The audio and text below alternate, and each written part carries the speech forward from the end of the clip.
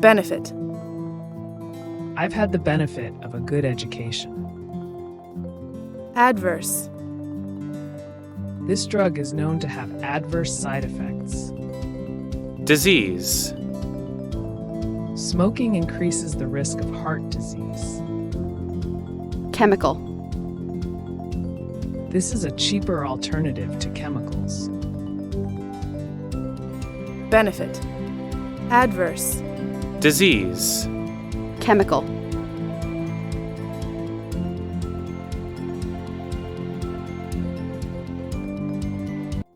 Good afternoon and welcome to Insect Biology 101. I'd like to begin this course with a few remarks about good insects and bad ones.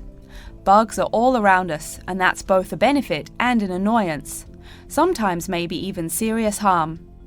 First, let's talk about the good things that insects do for us. Probably the most important insect for humans, and maybe for all other life, is the bee. Bees help plants in the process of pollination, and thus are necessary to most flowers and fruit-producing trees. That is, they carry pollen from male flowers to female. If it weren't for bees, we'd have very few food plants and no fruit either. In fact, there would be no we.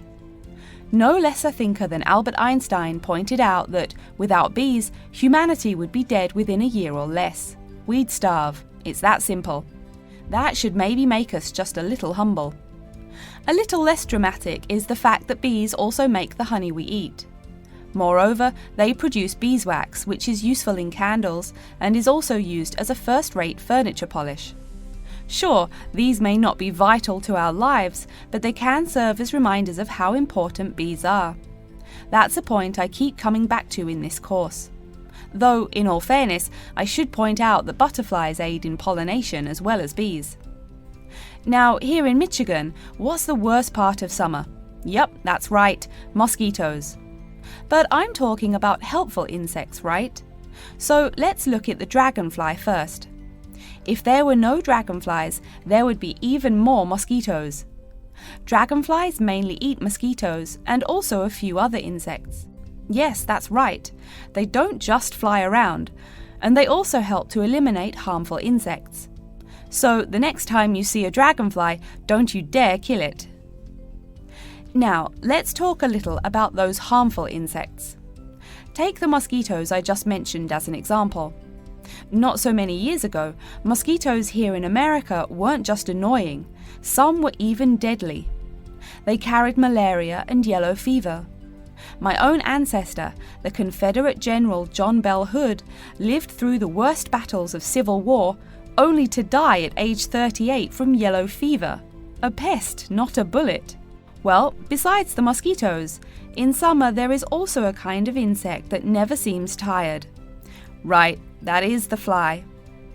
Before I go on talking, I must mention an African fly called the tsetse fly, which feeds on blood and can cause serious diseases in the people and animals that it bites. Besides, it is still a bearer of sleeping sickness, which affects around 300,000 people every year in Africa, and can be treated only with toxic drugs that are hard to administer. Worse still, the drugs sometimes don't work. Other insects, of course, destroy food crops. In China, for instance, locusts continue to be a danger to the harvest in some areas. Less important, but still annoying, moths eat people's clothes and dust mites slowly destroy carpets. Worse, but still in the home, termites or white ants eat wood, the wood of your house. If they are not stopped, they can eventually destroy the whole building. Usually they seriously damage a building before anyone even notices them. So, as we all know, insects can be a real trouble.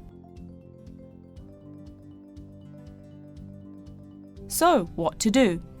You can go ahead and start killing harmful insects. In the early decades after the Communist Revolution in China, Chairman Mao encouraged the people to swat every fly they could see. Slogans on the walls of buildings called them "little capitalists."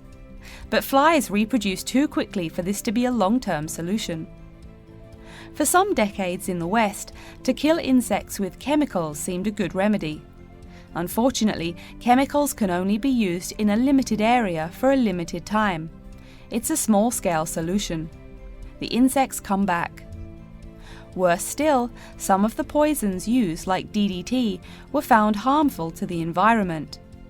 Many kinds of wildlife, like hawks, were harmed. And people in chemical-using rural areas have one of the highest rates of liver cancer in the world. It's no secret that chemicals remain harmful to humans. Like all species, insects adapt to their changing environments at an amazing rate. When a new chemical is introduced to their habitat, the insects that survive are generally the ones with some way of resisting the harmful effects. They then breed with the other survivors, and just like that, insects become resistant to most poison in a few generations. An insect generation, remember, is a couple of months at most. So again, we have to ask, what to do? Well, there are biological solutions. Some of these are pretty simple. One is destroying the insect's habitat. You take away their home or food. Cleaning your kitchen is the best way to prevent roaches. No garbage, no food. Getting rid of marshes and swamps eliminates mosquitoes. Other solutions might include bringing in dragonflies or bats in areas where mosquitoes are many. This is a cheaper alternative to chemicals. Biological methods like this also bring no extra pollution to the environment. But you have to be careful. If you change the environment too much, you might be hurting other forms of life accidentally. One recent method of controlling insect populations involves interrupting their breeding cycle. What does that mean? It means birth control for bugs. Insects are provided with food that makes them unable to reproduce. Since they can't have babies, the population disappears, or nearly so. And since no young are born, resistance is not a problem, with no young insects developing increased resistance. Interrupt the life cycle, eliminate the bug.